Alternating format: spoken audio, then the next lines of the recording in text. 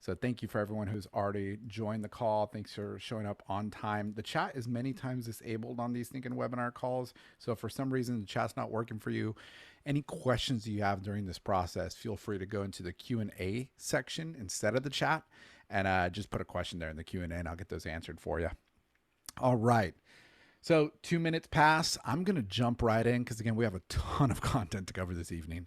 Again, the title of today's class is Successful Homeownership, what every homeowner needs to know. And if somebody is in the questions or in the Q&A, can you guys just confirm for me? You can see my screen. I sometimes get a little hesitant on this, so I want to make sure that's in there. So if you can confirm that in one of the Q&As, that's going to be perfect. I'm going to unshare and reshare just in case it's not, but let's do that again. Okay, perfect. All right. No one jumped in and answered that question or asked it. So if you do see it, let me know so I can feel a little less insecure as I go through the slides today. Okay, so successful homeownership, what every homeowner needs to know and do. Here's the first thing that we want to cover, that the conversation today is going to be about around the wealth mindset. Right. And so this specifically is something interesting because what I've experienced coming from, very poverty standpoint growing up to now sitting at tables and speaking with people who've exited out of companies at a very big number, I've been blown away just being able to just enjoy the stories and conversations and relationships I've made. And with all of it, I've seen that there's three ways of thinking through wealth, but most of us are either operating on the natural way, a little bit of the higher way, and many of us miss the highest way. And so interestingly enough, right, in the lower social classes, the natural way we all operate off of. The middle social classes, we start making some more money on that second set of thinking. But when I've talked to the ultra wealthy, the third component is something that I have really been encouraged by, and I continue to find a lot of success in my own personal life. And here are the three things. One, we all know that as far as making wealth, making money, it's all about lowering costs, right? Where can I cut corners? I think all of us have grown up or having an innate aspect to us where we go, okay, it's defense mode. Where can I just get cheaper things? And so cutting corners, having the cheapest thing is definitely a part of making money. But the second part is going to be a little interesting. It's increasing revenue. What do I have that causes me to make more money? That's a different way of thinking. And so that way of thinking gets you a little more successful and you start getting some more traction. But the third way of thinking is one that you see the ultra wealthy just sit in all day. And it's, what opportunities do I need to know of so I can take advantage? And what opportunities do I need to make sure I'm aware of that I should fully avoid? That opportunity aspect, future thinking, planning, prudence, that aspect of contemplation is what's going to make a massive difference in somebody having a small amount of money or a big amount of money. And so with all that said, I'm very, very excited to go through today's presentation because as you'll see by the end of today's presentation, we're going to be going through everything we need to do to make sure that you're aware of all the components that we don't get taught at in school. Some of these first aspects of conversation are going to be interesting. And so I'll show you here the agenda. The agenda is going to be, number one, going over strategic HELOCs. And before you turn me off and go, man, HELOC, I knew this guy was going to try to sell me a HELOC. No, I don't even do HELOCs. So for standalone circumstances, I don't. If you don't know my story, I used to be a pastor for about 5 years. And so I try not to get on a soapbox in any of my presentations. But the one place I do kind of get a little soapboxy is a strategic HELOC. Why? Because I make this amount of money on it, zero. And so it's one of those aspects that I feel really, really proud of being able to just share on because it truly can help people in a fantastic way. So the first part of our agenda today is going to be strategic HELOCs. The second part is going to be investment properties. And the third part is going to be looking at the property you're living in right now. Should you rent and buy? Should you sell and buy? When and if that time ever comes? And so we'll also thread throughout the conversation some legacy pieces. Like if you're a homeowner and you're thinking to yourself, I'm never going to sell this property anyways, we'll talk about that as well. But these are going to be the major three categories threaded through it, some applicable things that might fit here and there. Again, I am very, very accustomed to teaching big groups. And so one of the things that I was always notorious for, especially in any of my presentations, was interaction. So if you have questions, stop me at any time, throw in some questions. I'll look at both screens. I'll make sure I can see those as you have them out. And I'm excited to just get them all answered. And for anybody who questions this, because it happens a lot, and last time I did a recording, somebody thought it was pre-recorded. These are not pre-recorded. I do all these live, and I'm excited to be able to answer any questions you might have. So test me on that by asking me some good questions. So first category, right? Now that we've understood, okay, there's three aspects of thinking in regards to making money: lowering costs, increasing revenue, and making sure you have the right opportunity to take advantage of or avoid. All three of those components, let's jump into. So first and foremost, the strategic HELOC. What the heck is a strategic HELOC? So strategic HELOC. Number one, let's talk about HELOCs and what it means. This acronym stands for Home Equity Line of Credit. Why am I such a fan of this? At this point, after studying HELOCs, I don't know a good reason why a homeowner shouldn't have a HELOC. Unless they're going to sell in like the next month, I don't see a reason why you shouldn't have a HELOC. So number one, what is a HELOC? It's a means to unlock the vault to your money.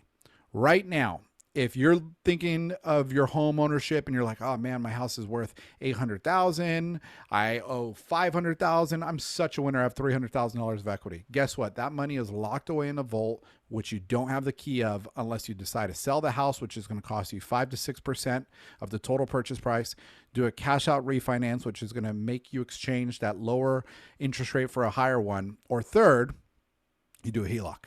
Fourth is a reverse mortgage, but if you're not old enough for that one, don't even worry about it. So the major three that are available to most of the public are those three. So number one, a HELOC is going to be one of the ways to try to unlock the money you have in the vault of your home. Why is this important? Well, think about this. A HELOC is one of the cheapest ways for consolidation, renovations, or leveraging money. You effectively become your own bank.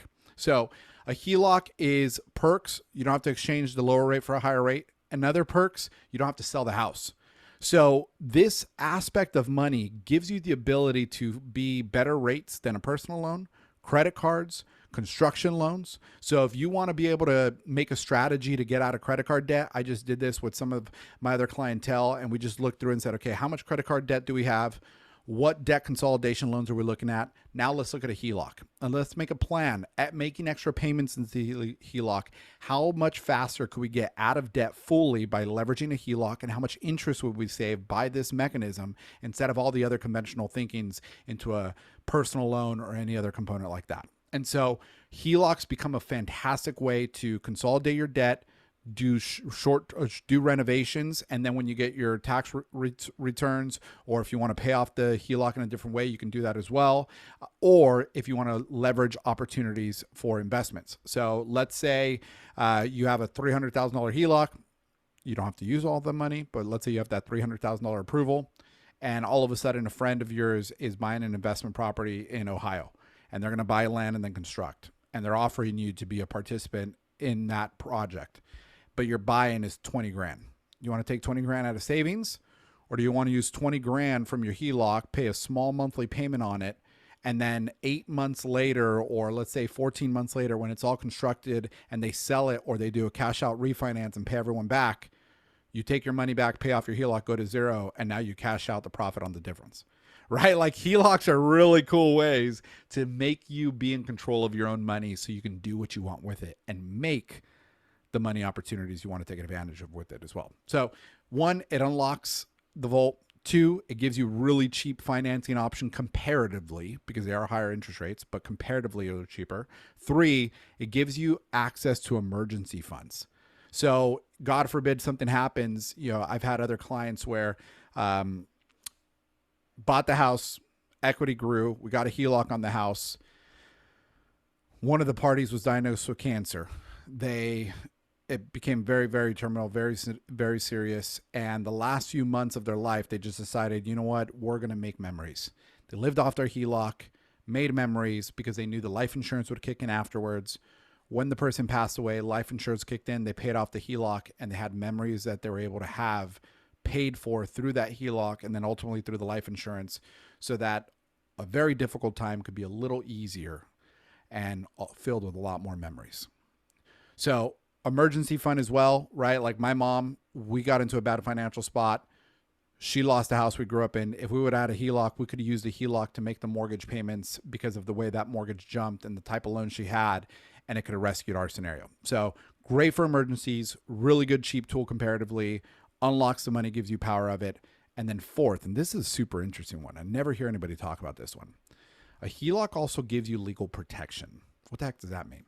Well, if you have a rental property, let's say, and there's a renter or somebody who's visiting your short-term rental that gets hurt, and their attorney wants to see how much you're worth. One way they can do that is by pulling property profiles and identifying how much equity you have in your house, because the loan you got originally and that's on title and the value of your home, the math can be done backwards in most states, and they can identify, oh my gosh, this person has X amount of hundreds of thousands of dollars of equity. You're a great target now.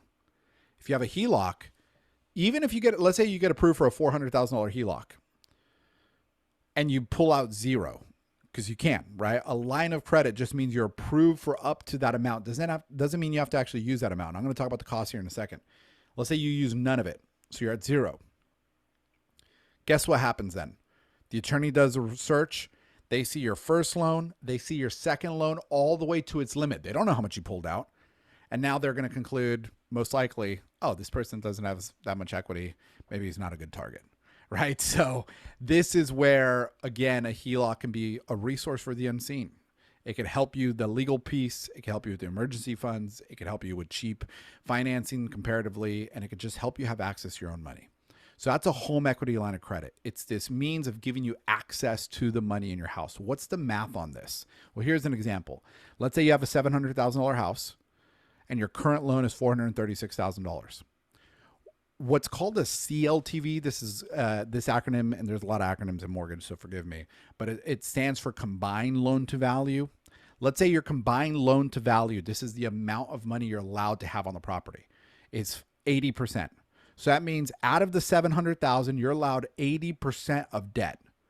So it's like me saying, hey, you have a $700,000 house, you got $560,000 of debt, but you already have a $436,000 loan. So how much left is there in that debt? Well, 560 minus 436 leaves you with what? $124,000. That leftover amount from the limit of your combined loan to value to the leftover amount, that leftover amount is the line that you could potentially be approved for. So in this scenario, this person can have an access line of $124,000. Well, Sosi, what's the cost of that money? Well, first of all, let me ask this. When I talk to people in this circumstance and I go, hey, you have, effectively $140,000 of equity. They're like, yeah, it's great, huh? I'm like, yeah, but do you live life like if you had access to $140,000 of equity? No, right? If an investment came up that they didn't want to pass up, they wouldn't be able to move on it quickly. If they needed to buy land for $75,000, they don't have any financing pieces to it, and it's harder to qualify with the typical bank, so they wouldn't have the ability to buy it, right? All these components can come up. So when we look at that, we go, one, it gives you access in that really impressive way. But two, what's the cost? Well, think about HELOCs with the language that's used with mortgage companies, right? HELOCs, the language that's used is they work off of margins, spread. I call it add-ons. So the way that the rates work with HELOCs is rates are an add-on that's put on top of prime. So the prime interest rate is very much so impacted by the Federal Reserve rate. So right now, prime is 8.25. We believe this week that the Fed is going to increase it to 8.5. So if your add-on is 1 point, then 8.5, when it goes to 8.5, you have your 1 point on top of that. Guess what happens? 8.25 plus 1 used to equal 9.25. Now 8.5 plus 1 equals 9.5, right? So that add-on will just stay fixed on top of the adjustable index, meaning that prime moving up and down. With that being said, right, that piece is going to change both up and down. So as we're perceiving and projecting that rates are going to be coming down within the next 12 months, you'll see these HELOCs get lower and lower. Well, so see, what if I just don't want to borrow any of it, right? 9.75% of zero is what? Zero. So if you don't want to borrow any of it, but you just want to have it there for access, cool. Get it, and your payment is zero. There is typically like a $200 maintenance fee depending on which bank you use. It could go up or down from there, or it could be higher or lower on there, but it's typically cheaper than an American Express card. 3, it is a variable rate, so it is going to change. It typically changes only when the Fed moves their rate, but you're going to have 10 years to be able to pull money out and pay money back in, interest only, and then after 10 years, you're going to have a 20-year repayment payment now that kicks in. Well, Sosi, what if I never use it, and on year 9, I'm like, I liked having it just in case, but I don't want to see it go fix or freeze. Cool. Refinance it into another 10-year, 20-year amortization, and your tenure kicks up again. Oh, I could do that? Yeah, you could totally do that. And so with all that said, right, those are some of the cost pieces. It's a margin or an add-on on top of prime, sometimes even negative. If you have a -1 on prime, right, if prime today is 8.25, then your rate's going to be 7.25. And some banks, I know one local here in California, they'll have a 12-month 3.99% interest rate. So it's really cool. There's some really cool perks on it. Long story short, though, you have an add-on on top of prime. You have a maintenance fee. You have a variable timeline. You have a 10-year interest-only timeline, which can be refinanced. And then from there, let's look at an example. So if you have a $124,000 line and you borrow $30,000, right? So you got approved for that 124, you're borrowing 30 at a 9% interest rate. 9% interest rate payment equals $225 a month. Wow. Maybe it is one of the cheapest things, right? Where else can you get 30 grand for $225 a month? And keep in mind, this is interest only, so you want to make sure you're strategically paying that back, whether it's an exit on an investment or you're paying bigger payments with bonuses or tax refunds, or you do a cash out refinance later to consolidate. So 9% payment, 225. Well, Sosi, I'm just scared. What if rates go up another whole point? Well, let's say they go from 9 to 10. That payment goes from 225 to 250. Right? These are smaller amounts of money you're typically borrowing. So therefore, even bigger increase of rates are going to affect you in a smaller way. So that's everything about a HELOC to cover. Before we go into investment properties, any questions on the HELOC? All right, sweet. So investment properties. Number one, the biggest question that I typically get is, Sosi, where do I get the funds? Well, this is why I wanted to talk about HELOC.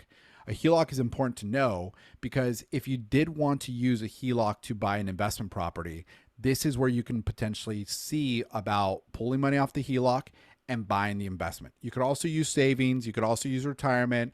You could also save up from side gigs. You could use special programs. All these things are available to people. Depends on what you qualify and depends on what you're trying to accomplish. So as far as where do you get the funds, it's going to be one of those resources just dependent upon what your goals are and what your current circumstance is.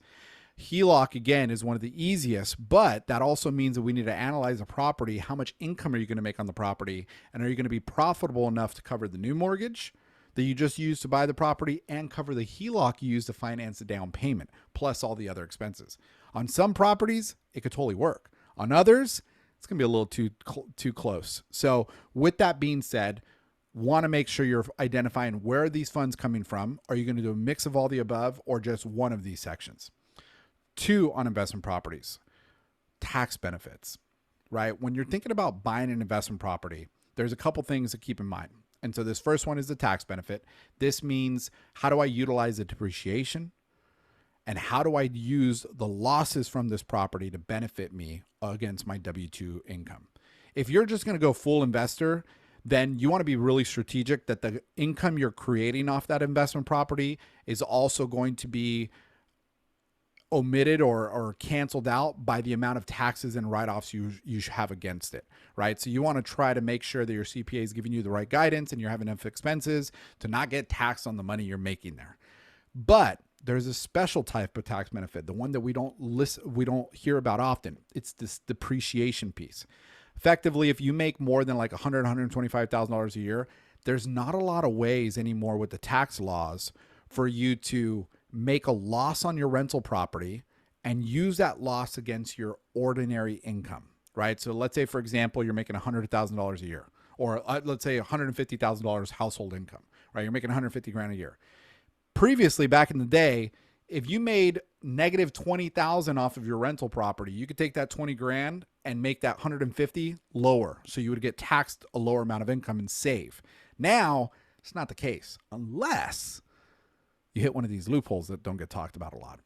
One of the loopholes is either qualifying one of the people in your marital unit, or in your tax filing, being able to qualify for a real estate professional, not real estate agent, real estate professional, or a material participant. One of these two things can take place.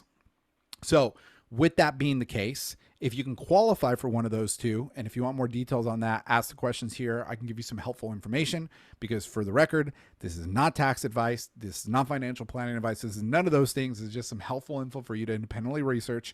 But with that bonus depreciation, if you can qualify for one of those loopholes, now you can take a loss from that property and apply it to your taxes and save a lot of money. So for example, on my property, when I did a cost segregation recently, the cost segregation allowed me to take the depreciation of the property I bought, allowed me to attribute it towards my income, and effectively it saved me about $40,000 in taxes. So there are some really cool loopholes you could try to qualify for in this. And the way we qualified is because my wife manages the property, runs the property.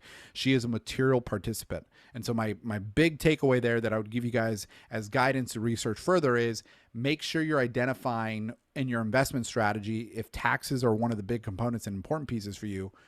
Do you want to do long-term properties so you can try to see about a real estate professional, or do you want to do short-term rental properties, because short-term rental properties are easier to qualify in most cases if you can qualify as a material participant? So all that said, when we're looking at investment properties, we want to figure out, first of all, where are some potential options for me to get funds? HELOC can be one of them. Two, what are things outside of just the basic rent and how much mortgage I'm paying that can make me some profitability? One is going to be taxes. Then the second is going to be the obvious one, the cash flow, right? But what I want to talk about cash flow is it's not just what rent you're getting for the property now and what income you're getting and what mortgage you're paying for the property now and expenses. It's more than that. Remember, inflation and history. Your cash flow should get better and better throughout the years. A mistake that can happen is you can operate out of guilt, and you can operate out of just sometimes too much heart and not increase rents and make mistakes of putting people in that you're going to give way below market value and set yourself up for a bad situation. I mean, I've seen investors effectively paying their tenants to live in their properties. And there's many reasons this happens, right? Life is complicated. It's not as easy as black and white. That's why the best time to plan this out well is at the beginning. Before you have a tenant in the property, as you're agreeing to terms and rents, make sure the rents that you have set up are appropriate, and make sure that even in the conversations, you're clarifying the potential rent increases in the future, right? Those are all, and make sure you know your landlord rules, all those components. But your cash flow, historically speaking, and from an inflation standpoint, should be getting better. Why? Two things. One, rents should be going up, right? So check your local laws to see how up can they go, but your rent should be increasing year over year. If they're not increasing, take an honest look at yourself and just make sure, are they not increasing because the property rents haven't actually increased in this neighborhood? Or am I making a decision right now to give away more money that would be coming to me, my family, my legacy, to someone else's family right now? It's not a bad thing, but it's good for you to at least be aware of it and work in that conscious and awareness.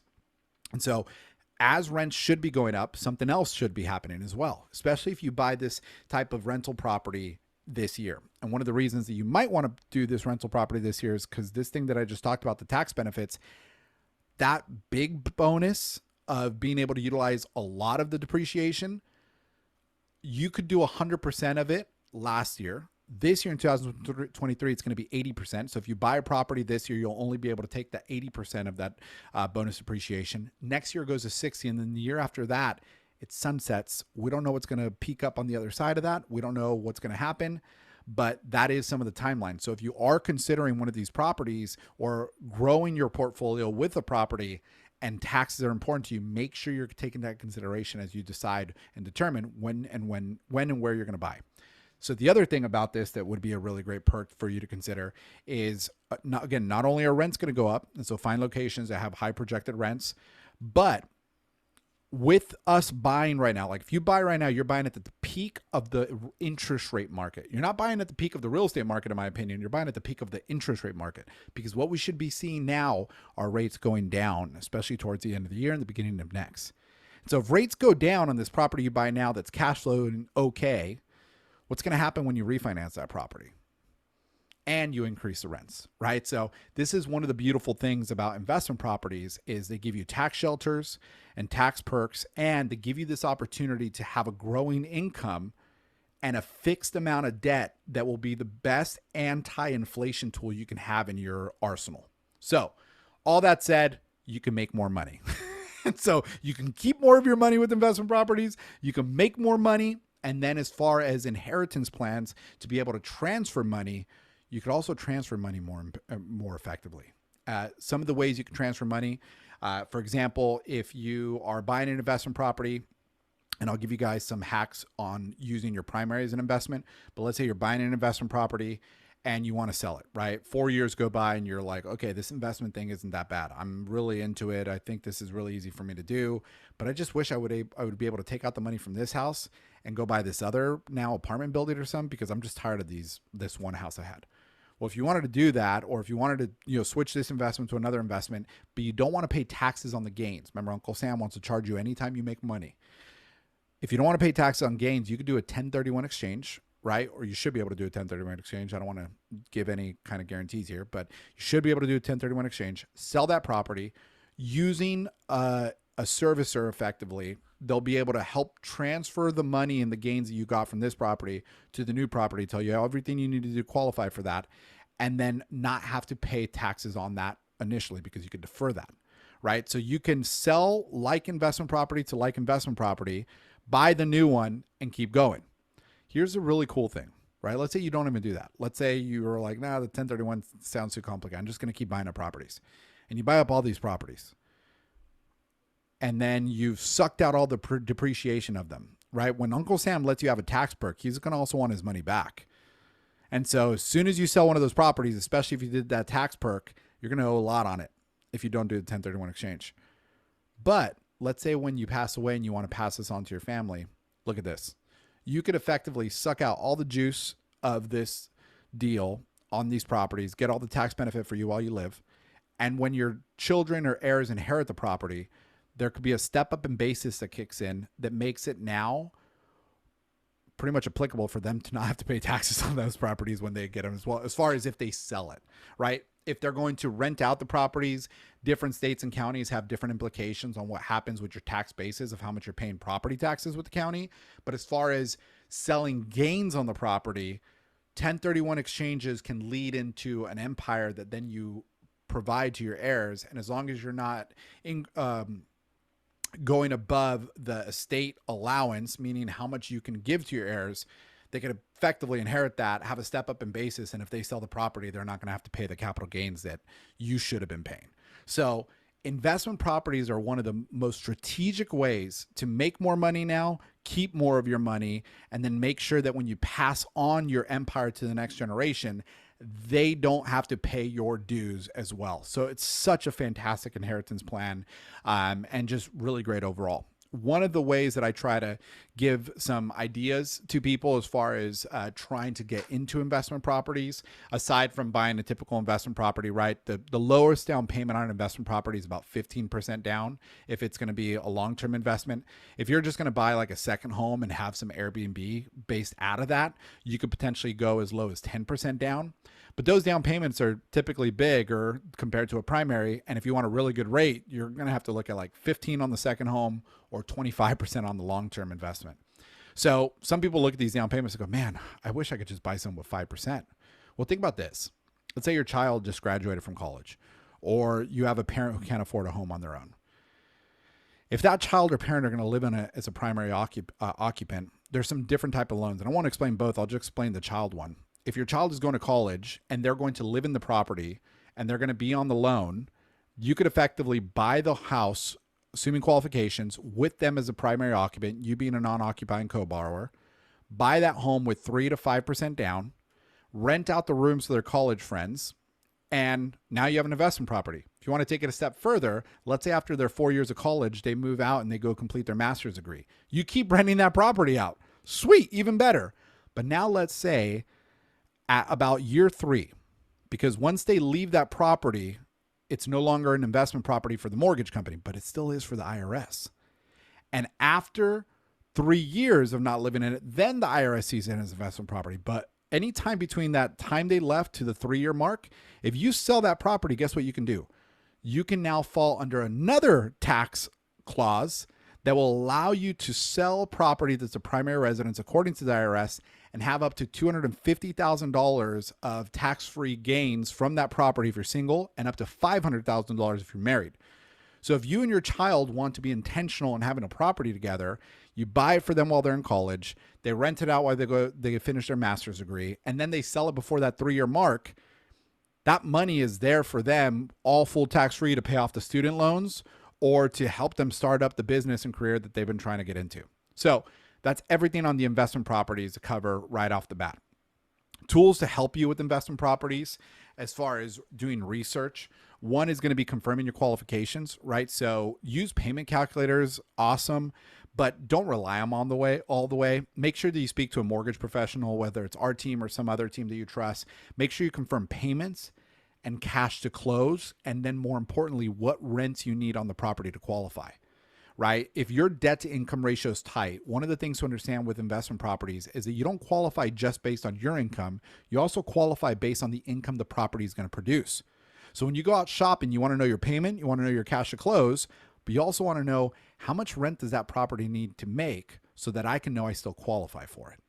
So important, right? So that's one of the first steps you got to do when you're doing this research phase. Number 2, my personal guidance, find boots on the ground resources. If you're going to buy out of state, find boots on the ground resources. I can share from my own personal experience. One of the biggest mistakes I made in growing my portfolio was buying without better mentorship.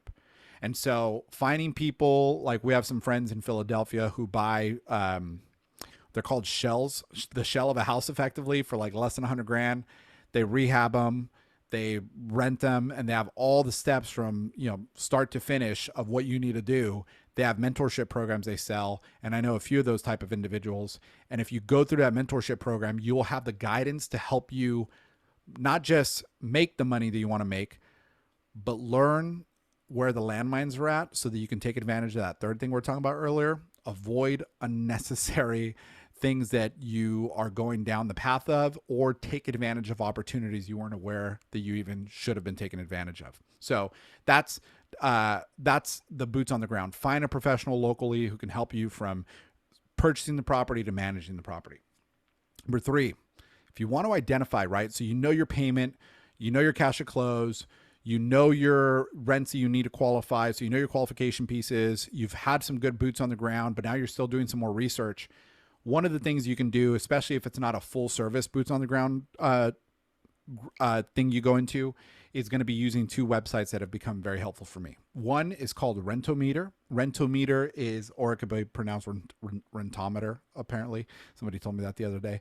If you go to rentometer.com, you put in an address, you put in square footage, bedrooms, baths, how many mile radius you want to look at, hit search, and you could see what the average rents are for properties that fit that description, and then 25th percentile and 75th percentile. So it's a fantastic tool to just help you know, am I in the ballpark?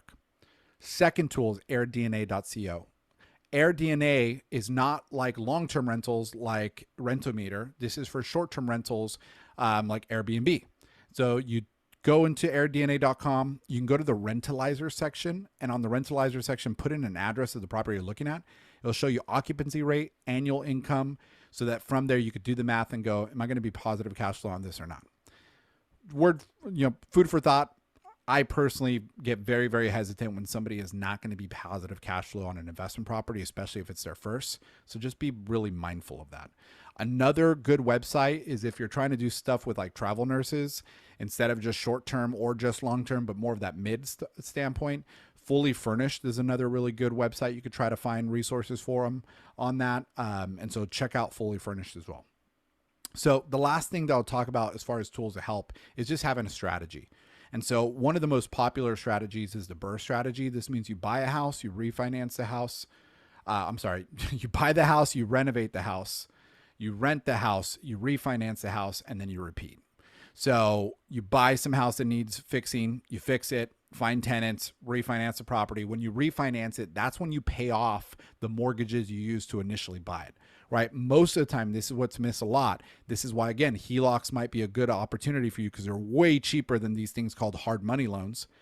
If you find a property that a traditional bank won't fund and you have to do something called a hard money loan on it, it is going to be a more expensive loan and it's a short-term loan. That's why you use it to initially acquire the property, fix the property, and then once it's fixed and now it qualifies for a conventional loan, then you refinance into a conventional loan, replace that hard money, and now make sure your rents are more than that new mortgage payment so you can still be profitable. But again, this is where a HELOC comes in handy because they're a lot cheaper than that first step hard money loans. And it's your money, so you become your own bank. All right. That's everything for the investment piece for short-term and long-term. Let's go into the last component here with the last part of our presentation. It's the rent and buy, right? The rent and buy component. So preparation will create the most savings for you. So number one, before you decide to leave, please, please, please consider making sure you have a HELOC on your property. Give yourself access. Run the numbers to see if you're going to leave in a year and you're thinking about what the rents are going to be. Look at doing a cash out refi now. Why? Because the thing you're going to hate is 2 years from now, you look at your property, you go, I got $400,000 of equity in that house. And then you think to yourself, if I tried doing a HELOC, if I tried doing a cash out refi, because it's an investment property now, the rates and terms for this are ridiculous. If I would have done it before I left, I would have had X amount of savings. The last thing you want, remember that third realm of thinking, that opportunity, that futuristic, the last thing you want is to look back and go, I missed out on an opportunity to make me more money. So number one, before you leave, analyze all the type of loans that you should look at. I'm not saying do them, but just analyze them and see if there's something you are going to regret if you don't do. After you leave, so this is if you rent the property, right? After you leave, you rent the property. Remember that 3-year mark I was telling you about the IRS. Put it on the calendar. At 2 years, put it on your calendar to just re-examine if you should sell the property or not before you sign another year lease agreement if you're doing long-term rents. Why? Because again, even though you're thinking to yourself, and many of my clients who rent out their properties, they're thinking to themselves, I'm never going to, sell this property. Never say never. 2 years from now can have a lot of differences. You could have loved the being a landlord thing. You could have hated being a landlord thing. The last thing you're going to want is on year 3, you go, I'm done with this. You give up and then you sell and then you realize you got capital gains. So make sure you look at your calendar, mark the 2-year mark. And before you sign a year lease agreement, if you're going to go long-term, look at, is my money making the most amount of money for me in this house? Or should I sell it and put this money somewhere else so that I can still get the tax benefit that I need to get so that Uncle Sam doesn't just keep making me his favorite customer? Number 3, what is needed for the new house? So if you're going to rent out this current property, before you leave, make sure you have all the right access to yourself as far as equity goes. After you leave, make sure you put on the counter to reanalyze everything. But then number 3, as you're preparing to leave, really identify, what do I need on the next house? People many times gut reaction because of bad conventional wisdom. They go, I need 20% down. Keep in mind, 20% down now has way higher rates than like a 10 or a 5% down.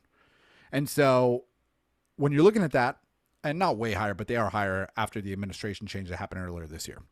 So when you're looking at that, instead of thinking, oh, I need 20, run the numbers. If you go 5% down and either you use your HELOC or you use some savings, so now you don't have to sell this property, and now you're going to make an extra $1,000 of rent here. This payment, let's say it's $1,500 more than you wanted. Well, did you take in consideration the $1,000 net profit you're having here? And does that even anything out for you in your mathematical formula? My point here is, don't make knee-jerk reactions. Make sure you run all numbers and have professionals give you some perspective so that when you finalize the decision you want to make, you know that you're thinking through all the aspects to make you as comfortable as possible. Because when I've ran the numbers for clients, they're like, oh my gosh, I'm just going to buy 5% down on the next house. I have all this cash flow. I'm going to keep more savings so that if I need the money to do X, Y, Z to the house in case the tenant does A, B, or C, I'm still in a good spot, right? They find way more comfort in having more liquidity for emergencies, especially now as a landlord, than diving everything into their house, freezing their money, and not having access to it anymore in case something bad happens. Here's my biggest takeaway on the rent and buy scenarios. Rent and buy. The easiest investment property you will most likely ever purchase is a house you move into and then turn into a rental property later. So what I will say in this is, a lot of the, social media gurus out there, they talk about house hacking and they say, buy a house, live in it for 12 months, and then buy another. Again, prudence on my end would say that is incorrect. Buy a house, live in it for at least 2 years to make it now a primary with IRS, and then look at buying another, right? You never know what the future will bring up, and being prepared for the future will give you a lot more success for it. So from there, let's talk about selling and buying. This is the last topic we'll go into. Number one, when you're selling and buying, the best tip I can give you is don't become homeless. This means make sure your contract is just sound tight. Your contract has to be so perfect. So that's where working with the right realtor who doesn't just know, oh, let me just sell your house by marketing XYZ, but knows how to make sure you're legally protected to give you time to find a replacement home when you're selling your house, to give you time to be in protection that if the sale of your house doesn't go through, you're still not going to lose money on the new purchase of the new house, to give you time to make sure that through the season of both properties being transferred, one house being sold, the other being bought, you're legally protected so that you don't become homeless. There is a specific way to make concurrent deals work. And if you don't have a realtor who's experienced with it, you're putting yourself at a very big risk. So number one, don't become homeless. Use the right realtor. If you need some referrals, let us know. Number two, make sure you get the new home. Make sure you can get the new home. What do I mean by that? When you're buying the new house and you're selling it, you could potentially look weaker to many sellers because you're concurrent. So having a very firmed up pre-approval where you can still close in 15 days or not placing offers until your buyer has released their loan contingency and now you can close in 15 days and now you don't have to sell concurrently potentially. There's specific ways that we can try to work on the timeline of your sale and in the timeline of your purchase that if you have the right lending team up front, there could be a lot of flexibility for you so that you can have a guaranteed closing and still look very prestigious to the seller. In addition, make sure that your lending team does something called a cross qualification on the sale of the home, where when you identify the top 3 potential buyers of your house, you're having your lending team take a second look at the financial pieces of it and giving you some guidance if there's any red flags that they're seeing. So that's number 2. Make sure you can actually buy the new house, and not buy by qualify, but buy by strategy so that people actually accept your offer is my point there. Number 3, review what true impact this has. So when you're looking at selling your house, before you fully sell it, and as you make your plan to sell it, right, try to identify what impact is this going to do in my retirement. Now that you've released the hounds, for lack of better illustration, and you've opened up the doors of your equity, should we use all the down payment? Should we use a lower down payment? What should we put aside for retirement? What should we fund with our 401ks? What should we do with XYZ? What should we do with debts, right? I've had so many clients come going, I just need to move all the money from this house to this house, but then they're carrying credit card debt, car loans, other things that are going to make the new payment feel unbearable. How do we bridge the gap to keep you at a good cash flow? Because if you're exchanging a lower interest rate right now for a higher interest rate, it's going to be a really hard thing to do comfortably. So we have to make sure we're looking at all options to put you in a very good monthly payment standpoint, because the biggest importance right now for everybody is not necessarily just rate. If you're unleashing the massive amounts of equity that you've grown in the last 3-4 years, the goal now is how do we now make sure you're at a comfortable payment from a livelihood standpoint, which now includes all the other components of your finances, your credit card debt, your personal loan debt, student loan debt, all these components. Now that student loans are kicking back in, right? There's so many factors. So before you just knee jerk, sell and buy, make sure you analyze the proceeds of that sale and identify what's going to be the best move for you, your estate, your tax plans, and your retirement. Last question here. Should you wait? I get that all the time. When I'm talking to sellers, they're like, I just don't know. Right? Like I've had one seller, his past client came up to me and just goes, Sosi, me and my wife are jumping on this call right now because we want you to tell us that this is the worst time ever we could buy a house and we're ridiculous for even thinking about selling and buying. And I looked at him and I said, I won't say his name. You're absolutely right. This is the worst time to buy a house. but it's only going to get worse. Here's what I mean by that, guys. When should moves be made? Remember the three aspects of money: lower cost, higher revenue, opportunity. Let's say somebody right now has a 550 house. They have a 4% interest rate. Their payment's 2215. They have about 180K equity. They're going to upgrade 150 grand into a $700,000 house, use about 154,000 in cash at close, but now their payment's going to double, 4524. Soci, red flags, decrease of costs. That's way too high. I get it. That would scare the crap out of me too. Excuse my French. But here's the reality. People buying today are buying at the peak of the interest rate market. What is most probable, right? I'm as confident as this as I'm going to bed tonight, is that rates will drop down. Let's say they drop down to a 5.5. This monthly payment of $45.24 will now turn into $4,025 from an estimated standpoint. Josie, I love that. That's $500 savings. I'm not going to diminish that, but that's still $1,800 more than my $22.15. I get it.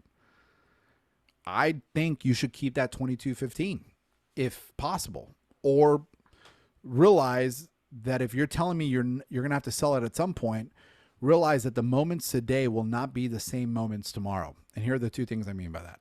If you're going to rent this thing out and it's going to rent for, let's say, $3,500, sweet. Remember, that's now supplementing your new mortgage payment. So that's not an effective $4,000 or effective $4,500. That's whatever your surplus is as well. So don't forget that. But number two, let's say you are going to sell this, but you're telling me, Soci, I don't have to sell right now, but I probably have to sell in 3 years, 7 years. Let's use those two illustrations. Okay, cool. 3 years from now, will home prices drop? Not from anything I'm seeing. Okay, so this house that you could buy for $700,000 today and then would refinance, let's say this house is going to be worth $775,000 in 3 years. Because what do you think is going to happen when those rates drop? They're going to boost right back out. But let's say rates are now at a 6.5. So they've dropped a little bit now at the 3-year mark. And they haven't gone up like crazy. So they went down, they came back up, they're at a 6.5. So they're almost to where they would have been if you bought the house now. Okay, so you sell the house, more equity, great. Now you have $209,000 of down payment. Look at your monthly payment, $4,610. Why? Because the rates and the price of the house. The price is guaranteed to go up. The rates will fluctuate. And I'm even showing a lower rate there. But just because of that purchase price, even with the more down payment, what's happening now is on year 3, let's take this illustration all the way. If person A sold and bought now at the $45.24 and then refinance at $4,025, they're not just paying $1,800 more. They're saving more than person B, who waited 3 years, bought the house at $775, the same house, and now is paying $600 more. Or person C, who said, I'm going to hold off as long as I can. Now my kids are too old. One is shaving. The other one is, too old to share a room. And now the house that I could have bought for $700,000 today in 7 years goes up to $890. Rates are in the sevens. They're now paying $49.24, and that's what $328,000 out of pocket. Who is the winner here? Person A, who bought and refinanced, or person B, who bought at a higher price with a little bit of a lower rate compared to now, or person C, who bought with a higher price and a higher rate, right? These are just projections, but my point here is to show, don't fool yourself to think that the circumstances today will only get better in the future, because the historical trends could very much so say a different story. And so as you make your decisions, make them with as much research and identification of probabilities in your projections as possible to identify, does it make sense for me to sell now and buy now and refinance later? Or does it make sense for me to roll the dice and wait it out? All that to say, here's the best way to find that out. A couple things. Number one, conversations, right? Conversations are the birthplace of success. And reality shows 8 out of 10 millionaires surveyed made their money in real estate, right? So people make a lot of money through this real estate game. They protect a lot of money. They generational wealth planning, transfer a lot of money, right? If you want to play in that game, real estate is a really great place to just jump into. And as you do it strategically, having conversations with loan professionals, real estate professionals, investors, watching the YouTube videos, talking to people, learning from them is going to be the best place for you to continue to gather ideas, gather advice, think through everything well, and make a really good decision. As you have questions, there's two things that I would recommend. The number one thing I would recommend is doing an equity analysis plan with our team, which means that we'll do a free consultation to just review what your portfolio is. Before this meeting, I met with a client who went through a presentation like this and took me up on this. That person has 3 other properties. We analyzed all 3 of them. We made a plan for that person to be in a position where they're going to be adding more units to their properties and adding more cash flow. The projected cash flow that we're looking at is north of $6,000 because the goal for that person is within the next 5 to 7 years, be in a place where she can travel, enjoy life, and have a really good time. And so we're excited to be able to help that person get into that position. Equity analysis plans for us, it's about 30 to 45 minutes. We just need a quick phone call, a mortgage statement, no running a credit, and we'll spend the time with you to plan ahead because in hopes we'll be able to earn your business for those future transactions, but in good charity and heart, we want to just be able to make impacts on the lives and families that we have the opportunity to connect with, and we'd love to do that for you. Second, if you don't feel comfortable yet to jump into equity analysis plans, take me up on a HomeBot resource. Send me a DM, send me a message after this. I'll send you a link. You don't have to talk to me. Fill in the information. You're going to get a free AI report that's going to show you what your equity is, what refinance options you have, what calculations of projected sell and buy an investment with a cash out refi, all those type of scenarios, what your house could potentially Airbnb for. All this stuff without having to talk to a person will be done for you there. It's not going to be exact, but it's going to be at least a good minimal starting point to just help you now manage your mortgage intentionally and be in a better position through advice and growing your portfolio. With all that said, just want to say thank you guys for joining me and staying through the conversation. If you're not following me on Instagram, please do. My QR code is there. If you have any questions for me, feel free to ask them now. I tried finishing before the 7:30 mark, and so if there are any questions, feel free to ask. But if not, I hope you have a great evening, and I'm really looking forward to hearing if this was helpful for you and answering any other questions you might have in the future around these topics. So thank you guys again for a great evening, and I look forward to chatting with you soon. All right. Not seeing any questions pop in yet. All right. Well, I won't hold everyone up. Thanks so much, guys, and I hope you have a great evening. Chat soon. Bye-bye.